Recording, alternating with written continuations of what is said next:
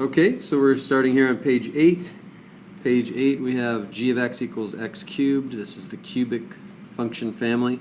And we know the cubic y equals x cubed looks like this. I'm not going through the exact points, but you get the idea. Coming up like this, just looking like it's going to come back down possibly, but then you have an inflection point right there, and then you go back up. Okay, so it turns like it's going to go back down, but it actually turns and goes up. Okay, and then let's flip over to, again, that's page 8, family.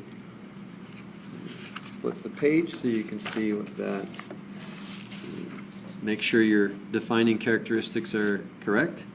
Increasing, now you could do, or you could do in negative infinity to infinity.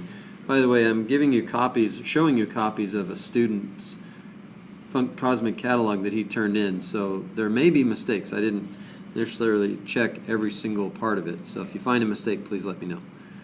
Okay, so again, this is page 8. Okay, page 8. And then we have our transformation, and let me get a transformation page. Transformation of the cubic function, and which is what you should be able to do on your own. We're going to let that be g of x equals negative x cubed plus 2. And this is the, oh shoot, sorry, that's what should go right here. G of x equals negative x cubed plus 2. And this is the cubic function family. And again, this is page 9. Okay, so the negative x cubed flips it over the x-axis and you go up 2, 1, 2. So you come up here like this. Alright, so that would be your graph. Oh, did I do minus 2? No, it's plus 2. Okay. Wonder here, I'm going to give you something else. This guy did negative x. Oh, they did a different one last year, so I'm going to have to fill this in for you. The domain of all real numbers, the range of all real numbers, increasing on none, decreasing on all real numbers, and so we like to write that as an interval. Horizontal asymptotes, no vertical asymptotes either. X-intercept, well, that's when negative x cubed plus 2 is equal to 0, meaning x cubed is equal to 2, so x equals the cube root of 2. And the y-intercept, when x is 0, you get y is equal to 2. And we have no max, and we have no min. So again, that is page 9. I might be able to finish this. Okay, so we have page 10, then, page 10.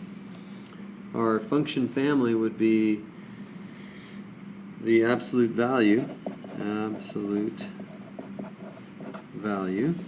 function family, and parent function is y equals absolute value of x. Okay, well, we know what that looks like.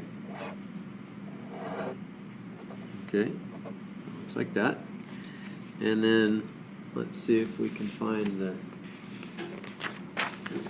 yeah, we've got that. Okay, again, this is page 10. Page 10. Okay, so this is the y equals absolute value. You can see defining characteristics there and there. Okay, decreasing. If you had brackets on the ends of the increasing and decreasing, like this could be a bracket here around the 0 or a bracket here. I don't particularly care for the brackets.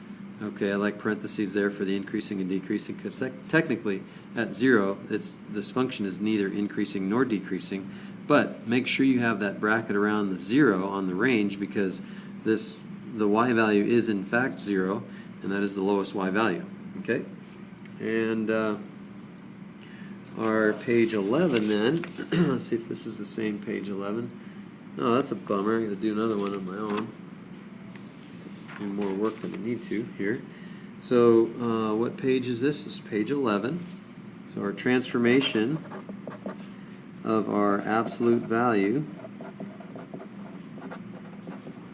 function family is y equals absolute value of x plus 5 and then minus 3. Okay, So that means we're going to take the absolute value of x, we're going to shift it to the left 5, and then we're going to go down 3. So if we look at our graph, go left 5 and down 1, 2, 3, same orientation, same shape. So it looks like that, where our domain doesn't change. And again, this is page 11. I like to make sure when you're fast forwarding the videos you can see that. So page 11, domain for this one again doesn't change. That's all real numbers, but the range is from 3 to infinity, including 3 because we went down 3, increasing though over the interval from -5 to infinity, and decreasing from -infinity to -5. Okay. No horizontal asymptotes. Yes, we have 2 x-intercepts, and what are those? 1, 1, 1. So that'd be -2. Let's show you how you get those, though. X plus 5 minus 3 absolute value is equal to 0. So that leads to x plus 5 equaling 3. And therefore, x plus 5 equals positive 3, or x plus 5 equals -3. And so therefore, x is equal to, if we subtract 5 from both sides, we get -2. Subtracting 5 here, we get -8. So those are the 2 x-intercepts. Okay? You should know how to find those. And y-intercept, you just let x equal 0, and you get 5 minus 3 is 2. Okay? And we have no max, but we do have a min value, and this is the lowest value of the range. That would be 3. Okay? And again, this is page 11. All right. I think I have one more, because I have videos for all the other ones. Okay? And the one more would be page number 12. Page 12. And the function family for that guy is our square root family. Okay? So the square root. And parent function would be y equals the square root of x. Okay, well, we know what that looks like. Looks like that because if you made an xy chart, 0, 0, 1, 1, the square root of 4 is 2, the square root of 9 is 3, and so forth. 16, 4, and so forth. So I might not have put these in the exact spots, so just make the dot bigger. 4, 2, and then 9, 3 up there. Okay, and then domain. Do we have that in here? Yes, we do. Okay, so we have, so this is wrong. I need to change it. The domain is all real numbers greater than or equal to 0. And so I didn't catch this last year, but don't bank on that again. Increasing, so range is also 0 to infinity in the y direction, and the x direction, though, is the domain. Domain is in the x direction, range is in the y direction. Increasing for all real numbers greater than 0. The y values are getting bigger as the x values change from 0 to infinity. Never decreasing, no asymptotes. We do have an x-intercept and a y-intercept of 0 because it hits the origin. No max, but we do have 0 as the min. And that again is our page 12. Page 12. Okay. So that takes care of page 12, and then finally, before you get to the next set of videos, we have page 13, which is our transformation of the square root function. And our transformation would be y equals the square root of -x, or square root of the opposite of x, plus 4.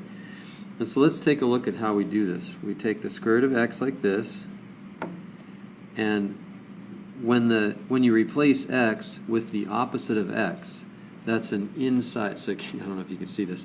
So if you put your hands together, remember we did that? Inside, that's a left and right switch. So a left and right switch moves this way, and that way we cross over the y-axis. And so we're going to take the graph of y equals radical x, and we're going to reflect it about the y-axis. Okay, and then we move this graph here up 4 units. 1, 2, 3, 4. So our key point right there is at 0, 4. And then we move it over like this. And that right there is our transformation of the radical x function.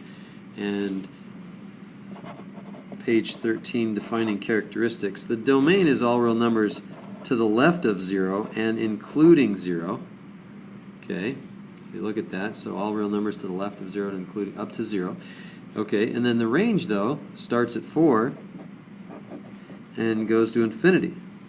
Okay, this function is never This function is never increasing. The function is decreasing over the entire domain. Okay, again, I like the parentheses better than the brackets, but if you put a bracket there, that would be okay. No asymptotes here. We have an x-intercept of nothing. Okay, none. No x-intercepts. And then a y-intercept, though, even though it hits it and stops, it's still a y-intercept. We have no maximum value, and we do have a minimum value of 4. It's always a minimum or a maximum will always be an endpoint of the range. Okay, and that is again page 13, and that's it.